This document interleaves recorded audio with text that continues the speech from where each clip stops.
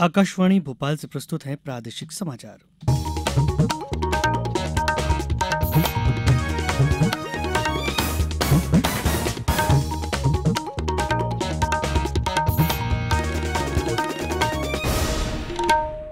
नमस्कार, समाचारों के साथ मैं रत्नेश सोनी।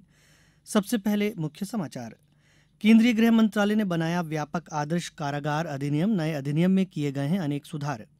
समूह बीमा योजना में अब सफाई कर्मचारी की दुर्घटना में मृत्यु पर परिजनों को मिलेगी 5 लाख रुपए की बीमा राशि। इंदौर विकास प्राधिकरण में पेश हुआ 6,000 करोड़ रुपए का बजट। 11 नए फ्लाईओवर बनाए जाएंगे। और प्रदेश में गर्मी के तेवर हुए तीखे। रतलाम में पारा 45 डिग्री सेल्सियस के पार। अब समाचार विस्तार से। गृह मंत्रालय ने व्यापक आदर्श कारागार अधिनियम 2023 को अंतिम रूप दे दिया है। सरकार ने औपनिवेशिक युग के पुराने जेल अधिनियम की समीक्षा और संशोधन करने का निर्णय लिया था। राज्य इसे एक मार्गदर्शक दस्तावेज के रूप में अपना सकते हैं। नए मॉडल कारागार अधिनियम में सुरक्षा मूल्यांकन और कैदियों को अलग रखने के प्रावधान शामिल हैं। शिकायत निवारण, जेल विकास बोर्ड, कैदियों के प्रति व्यवहार में बदलाव, महिला कैदियों के लिए अलग आवास और किन्नर कैदियों के लिए कुछ विशेष व्यवस्थाएं की गई हैं। जेल प्रशासन में पारदर्शिता लाने की दृष्टि से जेल प्रशासन में प्रौद्योगिकी के उपयोग का भी प्रावधान है। मुख्यमंत्री शिवराज सिंह चौहान कल सतना जिले के रामनगर में आयोजित लाडली बहना सम्मेलन सह मुख्यमंत्री आवासीय भू अधिकार पत्र वितरण कार्यक्रम में शामिल हुए।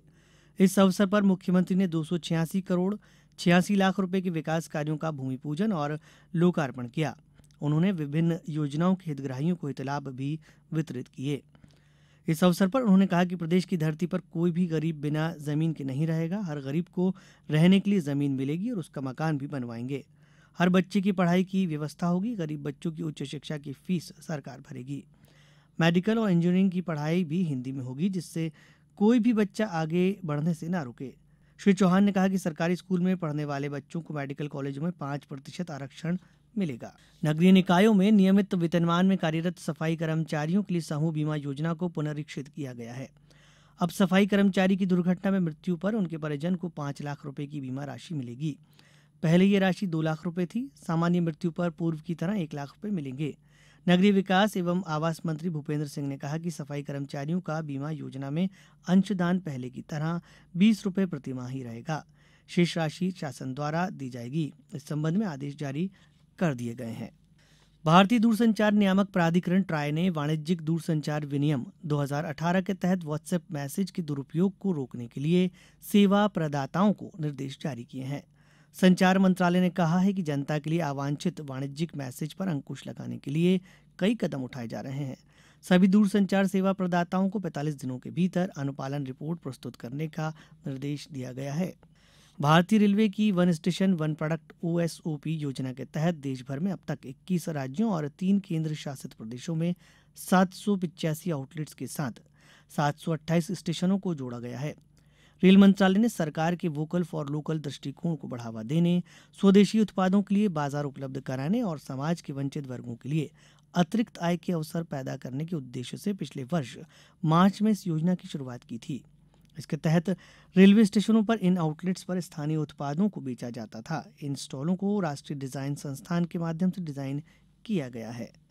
समाचारों में अब वक्त एक छोटे से विराम का।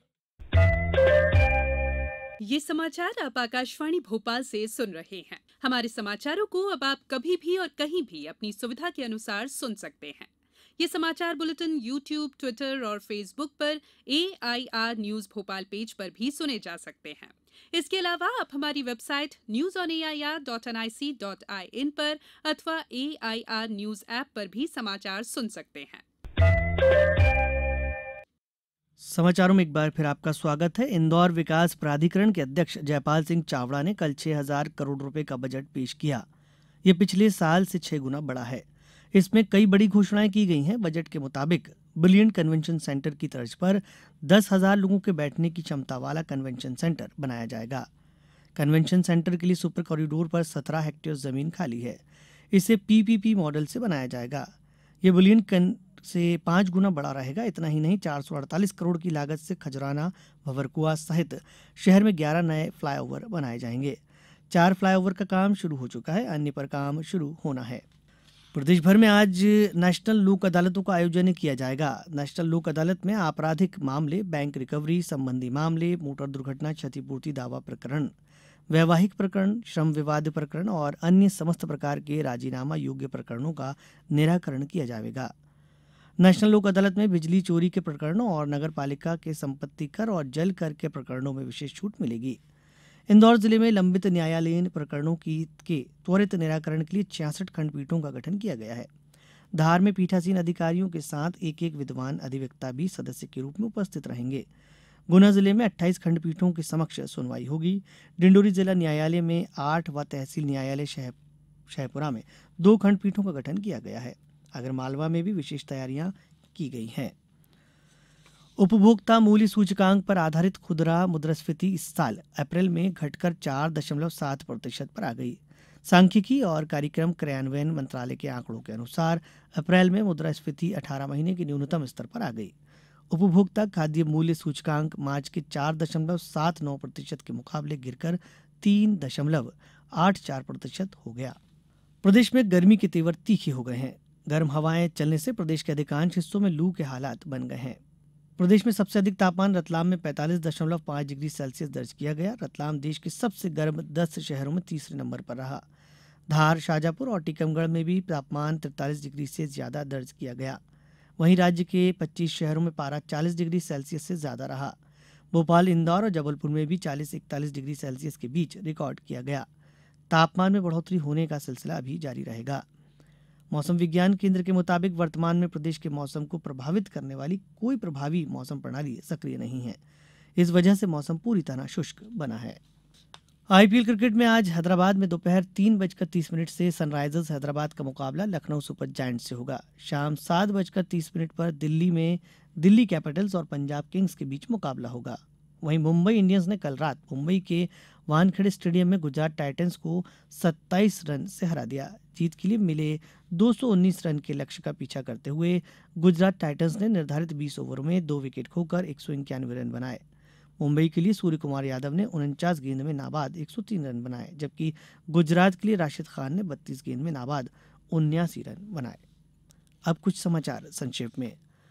मंदसौर में कयामपुर को तहसील बनाने की घोषणा की गई है। इसके लिए ग्रामों और हलकों के चयन की प्रक्रिया प्रारंभ की गई।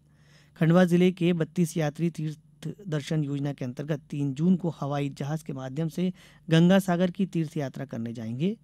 आगरमालवा में महिला सम्मान बचत पत्र योजना का व्यापक प्रचार प्रसार के लिए पोस्ट ऑफिस परिसर से जागरूकता रैली निकाली गई। बालाघाट जिले में शासकीय एसएसपी महाविद्यालय वारा सिवनी में स्वच्छता में नागरिक जागरूकता विषय पर 2 दिवसीय कार्यक्रम का आयोजन किया गया। डिंडोरी के धमनगांव स्थित जवाहर नवोदय विद्यालय में कक्षा 12वीं और कक्षा 10वीं के बोर्ड परीक्षा परिणाम 100% रहा। छतरपुर शहर के विभिन्न वार्डों में आज से कचरा वाहनों द्वारा कचरा संग्रहित किया जाएगा। कटनी में मतदाता सूची को पुनरीक्षित करने का काम 28 मई तक चलेगा।